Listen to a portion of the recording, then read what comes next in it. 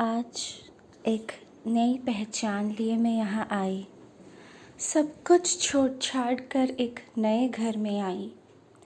जब घर में अंदर आई तो तू वहाँ नहीं थी माँ, मुझे पूछने के लिए कि कैसी है। तब घर याद आता था और तू भी याद आती थी। जब जब गैस पे गरम कढ़ाई रख के हाथ जला दिया करती थी, जब जब खुद के लिए खाना बनाती थी, तब घर याद आता था और तू भी याद आती थी। कहीं किसी ने कुछ कह दिया, किसी ने डांट दिया, तो तुझे बताने की बहुत कोशिश करती थी। माँ तो बहुत याद आती थी। नए घर, नए लोग, नए काम, कुछ भी कर ना पाती थी।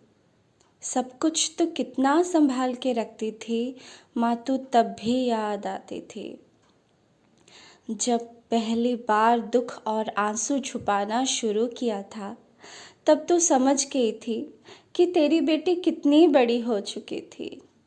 माँ तो सब कुछ समझ लेती थी।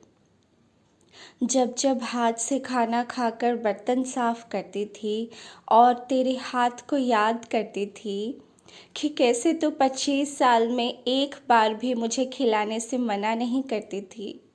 माँ तू तब भी याद आती थी। माँ तू तब भी याद आती थी, तू अभी याद आती है। वो घर मुझसे छूटा है या वो रिश्ता मुझसे रूठा है। सब कुछ धुंधला धुंधला सा लगता है माँ, वो घर याद आता है और तू भी याद आती है।